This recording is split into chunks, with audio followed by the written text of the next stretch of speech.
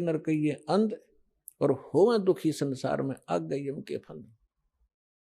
परमात्मा आपकी ट्रायल लेता है कि ये थी इस दास के स्थान पर मैं होता तो ये सामने वाला मेरे साथ जैसा आज इसके साथ व्यवहार कर रहा है ऐसा ही मेरे साथ करता। तो इस प्रकार आप जी को इन सत्संगों के माध्यम से वो भक्ति नाशक पॉइंटों से भी आगाह कराया जाता है कि जिस कारण से आपकी भक्ति इन कारणों से नष्ट होती है। फिर भी उन्होंने बार बार प्रार्थना करने से शंकर भगवान ने कहा कि जो मेरे मुख से वचन निकल गया अब ये वापस नहीं हो सकता, इतना अवश्य कर दूंगा तेरे गुरु जी की प्रार्थना पर कि उस नरक के अंदर तुझे यम के दूत दुखी नहीं करेंगे, रहना पड़ेगा 1,00,000 वर्ष तक नरक में ही, उसको मैं बाहर नहीं कर सकता। अब यहां परमात्मा कहते हैं मासा घटे ना तिल बध है, विद ना लिखे जो लेख, और सच्चा सतगुरु मेट कर ऊपर मारते मेघ। तो ये भगवान केवल उतना ही कर सकते हैं, इससे वो कम और ज्यादा नहीं कर सकते। जो उनकी किसी भी तीन ताप के कारण या प्रारब्ध के कारण जो भी उनको सुख या दुख है उतना ही मिलेगा। अब जैसे किसी मंत्री का मित्र हो कोई, उसकी सजा हो जाती है तो वो मंत्री उस सजा से मुक्त नहीं करा सकता, उसको जेल में तो रहना पड़ेगा, लेकिन उस मंत्री के प्रभाव से वहां के जेलर और कर्मचारी उसको कष्ट कति नहीं देंगे, ये अंडरस्टूड है, लेकिन रहना पड़ेगा जेल में ही। इस प्रकार कागभूषण बता रहे हैं कि मैं ऐसा नालायक था कि उससे पहले के आज मुझे पिछली इतिहास नजर आता है, क्योंकि मैं भक्ति पर हूं। मैंने असंख्य जन्म खो दिए थे, जो टर्न वाइज मुझे असंख्यों जन्म मनुष्य के मिले, लेकिन भक्ति मैंने किसी भी जन्म में बीज नहीं बोया भक्ति का, और उस जन्म में मेरा भक्ति का बीज बो गया। और वो बीज बोने का, भक्ति का बीज पड़ने का कारण मेरे परिवार का नाश होना था। अगर वो परिवार नाश ना होता, वो परिवार के वो तो अक्षेत्र ही नाश हो गया था, तो वो मेरे लिए वरदान सिद्ध हो गया। आज मुझे महसूस हो रहा है वो कष्ट ना आता तो मैं उस जन्म में भी भक्ति नहीं करता, इतना नीच था।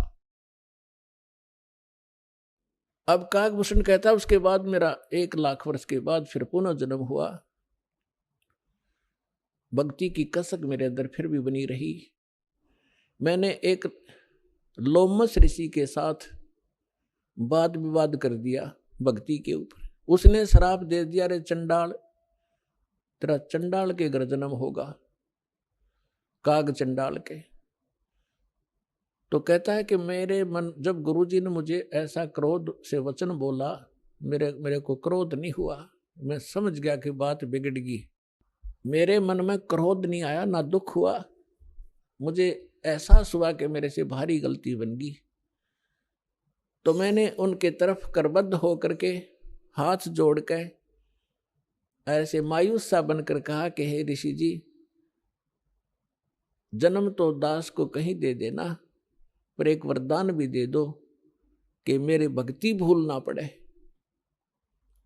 तो उसने कहा भाई ठीक है, तेरा जन्म तो होगा चंडाल का, लेकिन ये आशीर्वाद दे देता हूं कि भक्ति बनी, तेरा याद बनी रहेगी भगवान की। तो फिर काग चंड के घर ये जिसका जन्म हुआ, पूरा इतिहास बता रखा परमात्मा ने अपने सुख संवेद में।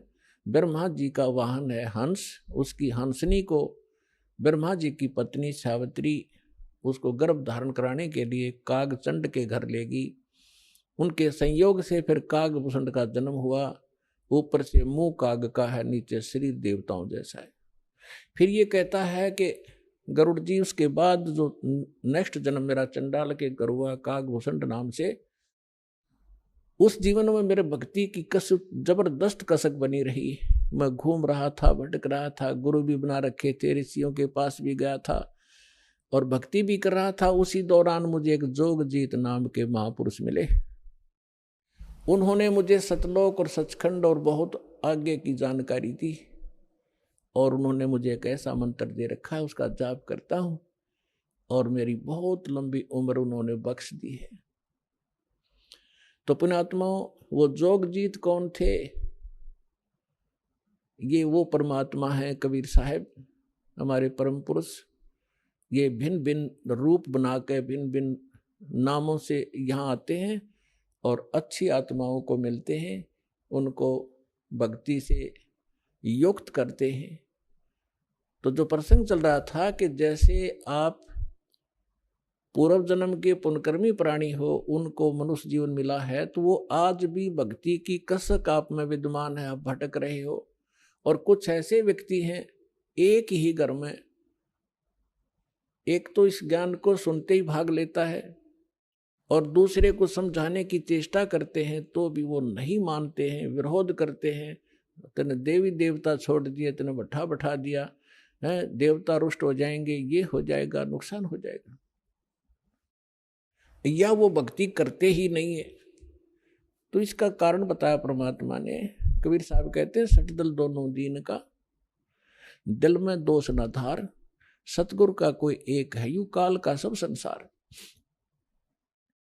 जैसे कोयल जो होती है, ये कोयल अपना अलग से घोंसला बनाकर अंडे नहीं पैदा करती, क्योंकि अलग से वो अंडे देती है तो कौवे उसको खा जाते अंडों को। वो ऐसे सूझबूझ से अपना काम निकालती है। जो मादा काग कौवी कहीं अंडे उत्पन्न कर देती है, उस ताक में रहती है, और जब वो कभी बाहर जाती है अपना आहार करने के लिए, चुग्गा चुगने के लिए, तो पीछे से उसी के घोंसले में अंडे उत्पन्न कर देती।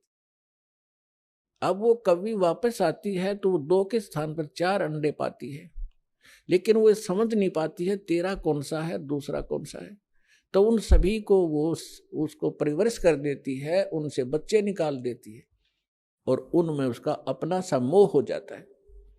और वो कभी कोयल सामने देखती रहती है, उनके आसपास रहती है कि कब ये बच्चे उड़ने योग्य हों और फिर इनको मैं साथ ले जाऊं। जब वो देख लेती है कि ये बच्चे कुछ दूर तक उड़कर वापस आने लगे हैं, तब दूर वृक्ष पर बैठ कर अपनी बोली बोलती है, कुहू कुहू की। जो कोयल के बच्चे होते हैं वो उस आवाज से प्रभावित होते हैं और ऐसे चारों तरफ देखते हैं, उस आवाज के साथ वो खींचे चले जाते हैं।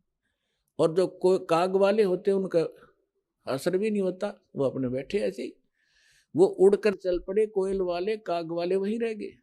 अब कोयल कभी दौड़ती है, उड़ती है पीछे पीछे उनके साथ कि मेरे बच्चे गए, तो कोयल और दूर चली जाती है, कुहू कुहू करती हुई उड़ती हुई, तो बहुत दूर निकल जाती है।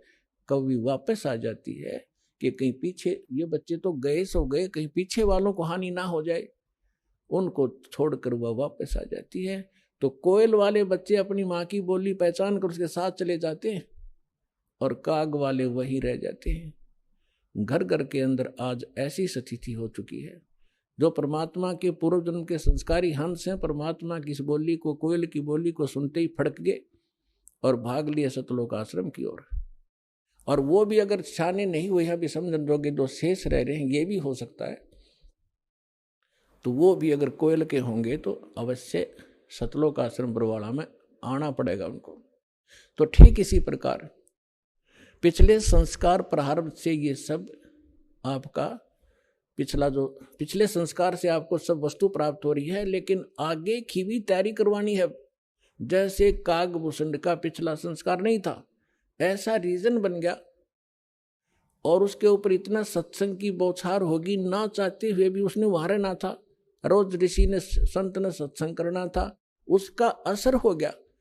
अब जैसे किसी को सर्प डस जाता है और पहले मंत्रों से यंत्र ये सब जतन हुआ करते थे, गार्डू एक मंत्र सिद्ध कर लेता है वेद का, और उस मंत्र से फिर वो विष उतारता है।